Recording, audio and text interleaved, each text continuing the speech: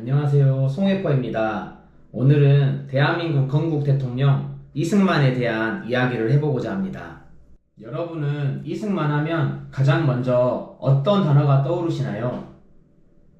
친일파, 독재자, 미국의 앞잡이, 분단의 원흉, 전쟁광 등 하나같이 부정적이고 자극적인 비난 문구들만이 떠오르지는 않으신가요? 한 인물을 역사적으로 평가할 때에는 그 인물의 공과 과를 함께 살펴봐야 합니다. 그러나 오늘의 우리에게 이승만 대통령은 어떻습니까? 오늘의 대한민국을 있게 한 그분의 훌륭한 공적들은 부정되고 과오만이 부각되어 있지는 않은가요? 세계사에 비추어 봐도 한 나라를 세운 국부, 건국의 아버지가 이렇게 폄하된 채로 후세대에게 전해지고 있는 경우는 드뭅니다. 국가의 정체성이 부정된 나라, 왜곡으로 점철된 역사를 가진 이 나라를 우리는 사랑할 수 있을까요? 저는 오늘 이 컨텐츠를 통해 대한민국 국민이라면 반드시 알아야만 하는 이승만 대통령의 공적을 다시 조명해보고자 합니다. 35년의 일제강점과 해방, 대한민국 건국, 6.25 전쟁과 분단 등 대한민국 근현대사의 한복판에 서 있던 이승만 대통령, 그의 업적 첫 번째는 기독교 입국론을 주창한 것입니다. 기독교 입국론은 대한민국을 건국한 이승만 대통령의 4대 건국 이념 중 하나로서 그의 저서 독립정신에서 주장한 사상입니다. 20대 초반 한성 감옥 시절 서영수 이승만은 동양 최초의 기독교 국가 건설을 꿈꿨습니다. 그리고 수감 중이던 1904년 29세의 나이에 독립정신을 집필했는데 책의 마지막은 이렇게 끝이 납니다. 우리나라가 쓰러진 데서 일어나려 하고 썩은 데서 싹이 나게 하려고 한다면 기독교를 근본으로 삼아야 한다. 그렇지 않으면 세계와 상통하여도 참된 이익을 얻지 못할 것이며 신학문을 열심히 배워도 그 효력을 얻지 못할 것이며 외교를 힘써도 돈독한 관계를 맺지 못할 것이며 국권을 중하게 여기더라도 서양의 앞선 나라들과 참으로 동등한 지위에 이르지 못할 것이며 자유 권리를 중하게 하려고 해도 균등한 자유의 한계를 알지 못할 것이다. 마땅히 우리는 기독교를 모든 일의 근원으로 삼아 각각 나의 몸을 잊어버리고 남을 위하여 일하는 사람이 되고 나라를 한 마음으로 받들어 영국, 미국 등 각 국과 동등한 나라가 되도록 최선을 다해야 한다. 서구 사회가 기독교에 기초하여 발전된 문명을 이룩한 것을 바탕으로 한국도 개신교 정신에 입각하여 새로운 사회를 만들어야 한다고 주장한 것이지요. 이승만 대통령의 이러한 기독교 입국론은 이후 대한민국의 독립과 한미 동맹의 기초를 마련했고 국민 주권의 자유민주주의 국가 탄생에 크게 기여했습니다. 대한민국을 공산주의로부터 지켜낸 그의 확고한 반공 노선 또한 이러한 기독교 정신에서 비롯되었다고 볼 수 있습니다. 이승만 대통령의 두 번째 업적은 자유 대한민국 건국입니다. 대한민국 건국이라는 역사적 사건은 그때 당시의 국제 정세와 시대적 배경을 함께 살펴봐야 하는데요. 해방 이후 대한민국은 국토의 남북 분단과 사상의 좌우 대립, 신탁 통치에 대한 찬반 양론 등으로 혼돈의 양상이 계속되고 있었습니다. 건국 과정을 보면 우리나라는 공산 국가가 될 수밖에 없는 나라였습니다. 그 이유는 해방 직후 건국의 흐름을 주도한 세력이 대부분 공산 세력이었기 때문입니다. 또한 한반도에 대한 미국의 외교 정책은 미국과 소련이 협의를 거쳐 한반도 내에 자유민주주의와 공산주의가 서로 공존하는 좌우 합작, 즉 남북 통일정부를 세우는 것이었습니다. 남한 내 김구, 김규식, 여운형 등 수많은 민족 지도자들조차 공산주의의 실체를 제대로 알지 못한 채 좌우 합작을 옹호했는데요. 이때 유일하게 공산주의의 위험한 실체를 꿰뚫어보고 공산주의와 싸운 인물이 이승만 대통령입니다.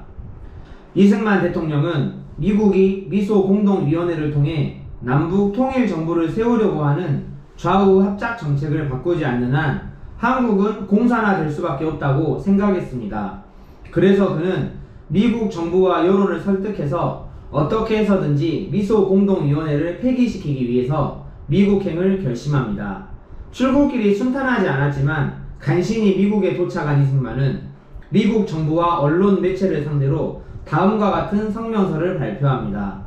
조선인의 독립요망은 즉시 성취되어야 하며 만약 그렇지 않으면 전쟁이 일어날 것이다. 자유롭고도 민주주의적인 조선의 탄생이야말로 극동의 평화를 의미하는 것이며 그렇지 않은 경우에는 전 세계에서 회피하고자 하는 신전쟁이 야기될 것이다. 그러면서 이승만 대통령은 한반도 정부 수립 문제는 미소 공동위원회가 아닌 유엔이 맡아야 한다고 주장했습니다. 그리고 우선 남한의 과도 정부를 세웠다가 때를 기다려 남북한 총선거로 통일 정부를 세우라고 요구했습니다. 미국은 더 이상 소련을 비롯한 공산주의를 이롭게 하는 정책을 계속해서는 안 되며 한국의 조속한 독립만이 미국의 이익에도 부합된다 등의 성명과 발언을 쏟아내기도 했습니다.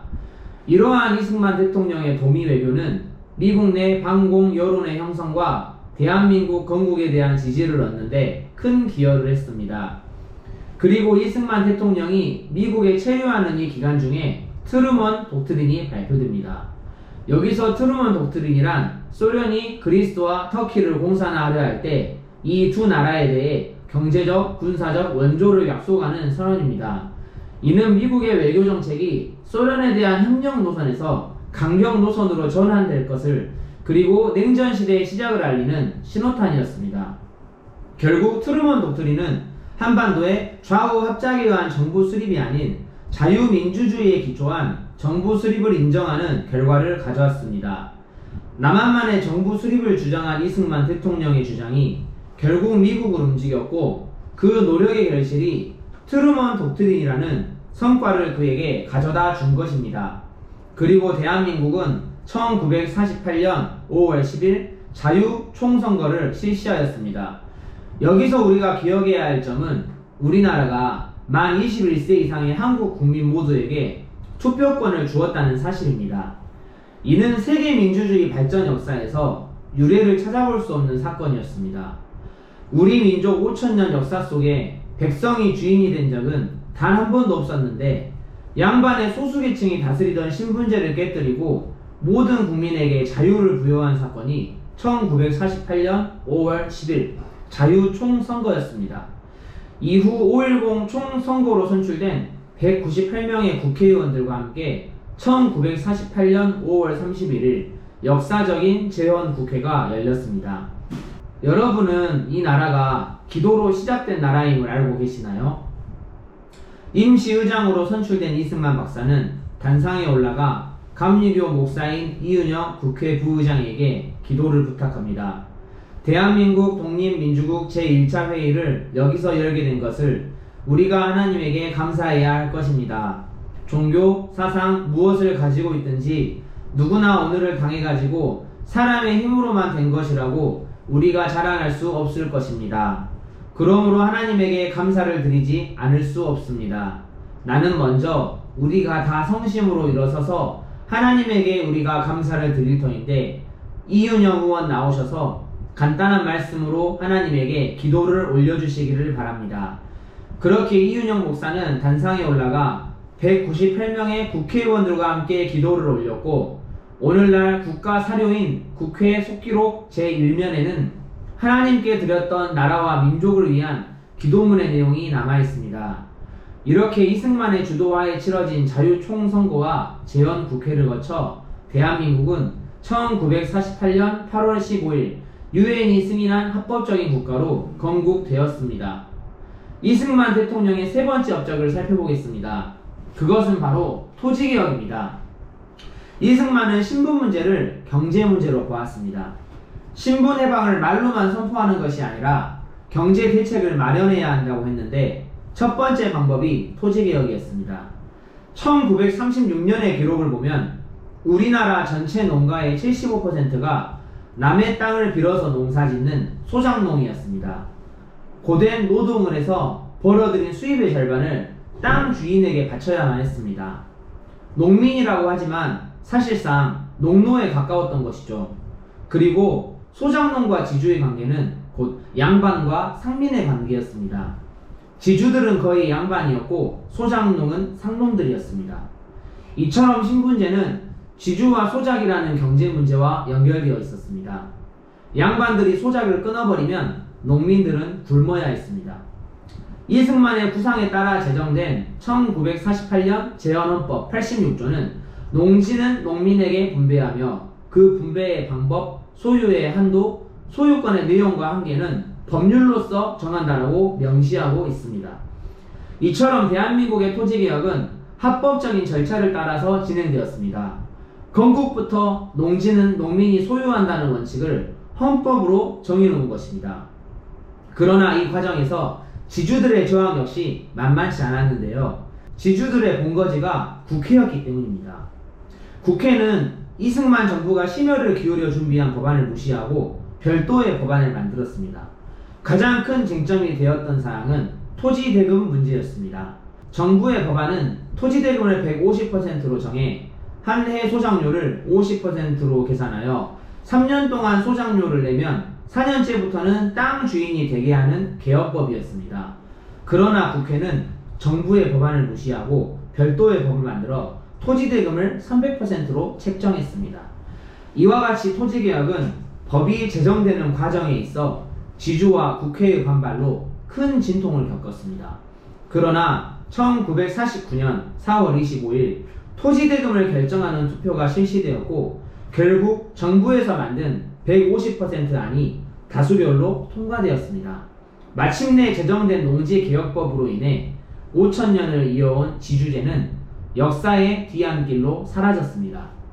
우리나라 전 경작지의 95%가 소작지가 아닌 자작지가 되었고 자신의 땅을 소유한 농민들은 실질적인 자유인이 될 수 있었습니다. 토지개혁은 이와 같이 농민들에게 자유와 평등을 선물했습니다. 토지개혁에는 신분차별 폐지라는 역사적 의의, 토지자본을 산업자본으로 전환하는 계기를 마련했다는 경제사상 중요한 의의 외에도 또 다른 중요한 의미가 있습니다. 6.25 전쟁 발발 직전에 실시된 이 농지개혁 덕분에 대한민국은 살아날 수 있었습니다. 농지개혁 2달여 뒤에 6.25 전쟁이 발발했는데 북한은 전쟁 전부터 토지개혁을 통한 선전선동을 계획하고 있었습니다. 전쟁 이후 남조선 토지개혁법위원회는 토지 무상분배를 열렬하게 선전했는데 농민들은 넘어가지 않았습니다. 북한 정권이 기대했던 대한민국에 대한 농민들의 반란도 일어나지 않았습니다. 이승만의 농지개혁이 이미 단행되었기 때문입니다. 땅을 분배받은 농민들은 대한민국의 편에 섰고 이 나라 국민의 대부분을 차지하던 농민들은 자신들의 땅과 자유를 지키기 위해 싸웠습니다. 이처럼 토지개혁은 북한으로부터 대한민국 공산화를 막는 데 기여함으로 자유민주주의 체제를 지켜내는데 큰 공헌을 하기도 했습니다. 이승만의 네 번째 업적입니다. 그것은 바로 교육개혁입니다. 이승만은 사람을 살리려면 제일 중요한 것이 교육이라고 보았습니다. 아무리 우수한 인재도 죽일 수 있는 것이 신분제라면 아무리 열등해 보이는 사람도 살릴 수 있는 것이 교육이라고 본 것입니다. 또한 민주주의와 토지개혁, 한글 보급을 통한 문맹 퇴치가 이루어질 때 진정한 국민국가가 탄생할 수 있다고 보았습니다. 문맹 퇴치는 우리 민족의 오랜 수건이었는데 일제시대 어떤 형태로든 교육이라는 것을 받아본 사람이 14%에 불과했습니다. 문맹률은 80%가 넘었습니다. 중학교 이상 졸업자가 전 국민을 통틀어 25,000명에 불과했습니다. 이승만의 교육정책은 헌법 제정에서 출발했습니다. 토지개혁도 헌법 제정으로부터, 교육혁명도 헌법으로부터 시작된 것입니다. 우리의 건국 헌법 16조에는 모든 국민은 균등하게 교육을 받을 권리가 있다. 적어도 초등교육은 의무적이며 무상으로 한다고 명시되어 있습니다. 제헌헌법은 초등교육을 무상으로 제공하는 의무교육제를 채택했고 이승만의 집권기는 대한민국 역사에서 가장 가난했던 시절이었지만 정부는 국가 예산의 10%를 교육에 투자했습니다. 이로 인해 수많은 학교가 세워졌고 학교에 갈 나이가 된 아동의 96%가 취학하는 결과를 낳았습니다. 또한 모든 연령대에서 학생들의 숫자가 비약적으로 증가했는데 중학생은 10배, 고등학생은 3.1배, 대학생은 12배 늘어났습니다. 그 결과 이승만이 물러날 당시 한국의 대학생 비율은 영국보다 많을 정도였습니다. 대학교도 외국어의 전문적 교육과 유능한 외교관 양성, 그리고 기업인들의 해외 진출을 위한 한국 외국어대 설립, 미국의 MIT 공대를 모방한 인하대 설립, 중앙대학과 이화여자대학을 설립케 하는 등 고등교육기관을 대거 설립하여 인재 육성에 박차를 가했습니다. 교육에 대한 이승만의 열의는 6.25 전쟁 중에도 계속되었습니다. 우리의 수도가 서울에서 임시로 부산으로 옮겨졌을 때에도 전시학교를 운영하도록 했습니다. 전시교육의 백미는 전시연합대학이었는데 피난 내려온 대학생들을 전시연합대학에 모두 등록시켜서 교육이 중단되지 않도록 했습니다. 이때 이승만은 세계 역사상 유례가 없는 특별 조치를 취합니다. 대학생들은 무슨 일이 있어도 보존시켜야 한다며 대학생들을 군대에 입대시키지 않은 것입니다. 전쟁이 끝나고 나라 발전을 위해서는 인재가 반드시 필요하다는 것이 이유였습니다. 이러한 이승만의 조치는 전쟁으로 이식된 남자들이 대거 전사한 상황에서 전후 대한민국의 복구와 성장을 대비하여 대학생이라는 젊은 인재들을 미리 확보하기 위함이었습니다. 이승만 정권은 대대적인 문맹 퇴치 운동을 벌이기도 했는데요. 문맹 퇴치는 교육을 위해서만이 아니라 민주주의를 위해서도 필요했습니다. 선거에 출마한 정치인들이 자신의 공약이 적힌 홍보물을 내걸어도 국민들이 이름도 내용도 읽을 수 없었기 때문입니다. 이 문제를 해결하기 위해 이승만 정부는 적어도 글자는 읽을 줄 알고 이 후보자의 공약이 무엇인지 분별도 해서 나라의 주인 노릇을 하자는 교육 운동을 벌였습니다. 그로 인해 이승만이 대통령이 되었을 때 80%를 훌쩍 넘었던 문맹률은 그가 물러날 때 20% 이하로 떨어졌습니다. 또한 이승만의 교육혁명은 국내로만 제한되지 않았습니다. 조선 말기에서 해방을 맞이하던 1945년까지 우리나라에서 미국으로 간 유학생은 500명에 불과했습니다. 그러나 이 숫자가 비약적으로 늘어 이승만 집권기에 유학, 훈련, 연수 등의 형태로 미국에 보내진 인원은 2만여 명이었습니다. 세계에서 가장 가난한 나라의 인재들이 세계에서 가장 부유한 나라에서 최고의 교육을 받을 수 있었던 것입니다. 이때 미국 땅을 밟았던 대표적인 인물이 훗날 대통령이 된 박정희입니다. 박정희로 대표되는 한강의 기적 주역들의 대부분은 이승만 대통령에 의해 유학을 다녀온 인물들입니다. 이승만과 박정희 시대를 거치며 정부의 고위 관료로 우리 경제의 기적적인 성장을 이끌었던 신현학은 이렇게 회고했습니다. 1950년대 가장 시급하고 중요한 것은 교육이었다. 만약 이승만 시대에 교육적 토대가 마련되지 않았다면 박정희 시대의 경제 발전은 불가능했을 것이다. 이러한 이승만의 교육 정책과 교육에 대한 투자는 오늘의 한국을 만드는 기초가 되었습니다. 이승만 대통령의 5번째 업적은 한미 상호 방위 조약 체결입니다. 이승만 대통령이 이룩한 여러 외교 업적 가운데 가장 뛰어난 성과는 1953년에 성사시킨 한미 상호 방위 조약입니다. 6.25 전쟁 중 북진 통일을 주장하던 이승만은 중공군의 참전을 계기로 미국이 휴전을 모색하자 강력히 반발합니다. 미국이 한국 정부의 입장을 무시하고 북한과 중공을 상대로 휴전을 성립시키려 하자 이승만 대통령은 방공포로 27,000여 명을 깜짝 석방함으로 전세계를 놀라게 했습니다. 미국은 이승만 대통령의 협조 없이는 정전협정의 체결이 불가능하다는 결론에 도달했고 이승만 대통령을 설득하기 위해 국무부 차관보 로버트슨을 파견합니다.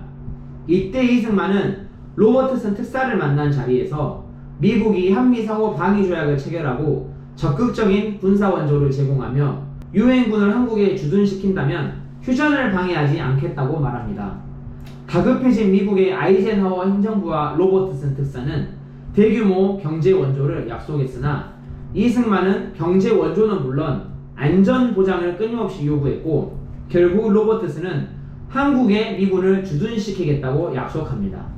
이로써 한미 상호 방위 조약 체결에 합의한 한미 양국은 공동 성명을 발표하였고 정전협정이 체결됩니다. 정전협정이 체결된 후 8월 8일 미국 국무장관 돌레스와 한국 외무장관 변형태는 대한민국과 미 합중국 간의 상호 방위 조약에 가조인했습니다.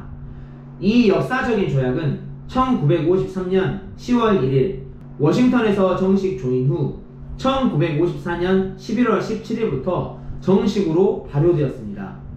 이승만 대통령은 1953년 8월 8일 서울에서 열린 한미 상호 방위 조약 가조인식에서 이 조약의 역사적 의의에 대해 이렇게 말했습니다. 한미 상호 방위 조약이 성립됨으로써 우리는 앞으로 여러 세대에 걸쳐 많은 혜택을 받게 될 것이다. 이 조약이 있기 때문에 우리는 앞으로 번영을 누릴 것이다. 한국과 미국의 이번 공동 조치는 외부 침략으로부터 우리를 보호함으로써 우리의 안보를 확보해 줄 것이다. 한미 상호 방위 조약으로 인해 6.25 전쟁 발발 직전 10만 명에 불과했던 국군은 70만 대군으로 성장했습니다. 또한 해군과 공군을 포함한 3군 합동체제를 유지하여 주한미군과 함께 한반도의 전쟁 억지 세력으로 발전하였습니다. 한미동맹이 가장 성공적인 동맹이라고 평가받는 이유는 동맹의 목적인 전쟁 방지에 성공했기 때문입니다. 전쟁을 겪은 한국은 산업을 유지하기 위해 타국에서 투자를 받아 나라를 키워야 했는데 전쟁 당시 멸망 직전까지 갔던 한국은 언제 큰 일이 터질지 모르는 휴전국이라는 막대한 리스크 탓에 세계 각국들의 투자나 지원을 받기가 어려웠습니다. 그러나 주한미군이 있다는 사실은 곧 미국이 한국이라는 국가에 대해 연대 보증을 서준 것이라고 인식되었고 이는 안보 리스크를 크게 줄여주었습니다. 또한 국방에 쏟아야 할 예산과 역량을 미군과 같이 부담하는 결과를 통해 대한민국은 경제개발에 더욱 힘을 집중할 수 있었는데 이는 한강의 기적을 가능케 하여 북한과의 체제 경쟁에서 승리를 하게 만든 보이지 않는 1등 공신이라고도 볼 수 있습니다. 이러한 한미 상호 방위 조약으로 인하여 6.25 전쟁 이후 우리나라는 70여 년간 전쟁 없는 평화로운 한반도에서 살고 있습니다. 오늘 우리는 건국 대통령 이승만의 위대한 5가지 업적을 살펴보았습니다. 이러한 5가지 업적 이외에도 이승만 대통령은 재임 기간 중 비료 공장과 시멘트 공장을 준공하여 중화학 공업 발전의 토대를 마련하기도 했고 6.25 전쟁 이후 부족한 전력난을 해소하기 위해 원자력 연구와 원자력법 제정, 원자로 연구소를 설립함으로 오늘날 대한민국이 원자력 강국이 되는데 토대를 닦기도 했습니다. 결코 부인할 수 없는 건국 대통령의 이러한 눈부신 업적들에도 불구하고 오늘날 대한민국 국민의 대다수는 이승만 대통령을 1960년 4.19 혁명으로 물러난 독재자로만 기억하고 있습니다. 이승만을 독재자로 기억하고 있는 대부분의 사람들은 이승만이 어떠한 길을 걸어왔는지 전혀 알지 못합니다. 한 인물의 생애 전체를 살펴보지 않고 한 단면만을 보고 그 인물을 평가하는 것은 그것 자체만으로 역사 왜곡입니다. 한국 근현대사에서 중요한 위치를 차지하고 있는 한 인물의 단면만을 보고 그것이 전부인 양 단정짓는 것은 심각한 문제입니다. 그동안 건국 대통령 이승만에 대한 평가는 공정하게 이루어지지 않았습니다. 한 나라의 미래는 국민들이 가지고 있는 역사관과 국가관에 의해 좌우됩니다. 올바른 역사관과 국가관을 갖기 위해서 우리는 이승만을 바르게 이해해야 합니다. 거짓과 왜곡, 폄하와 매도가 아닌 객관적 사실에 비추어 우리는 이승만을 다시 조명해 보아야 합니다. 이상으로 영상을 마치겠습니다. 감사합니다.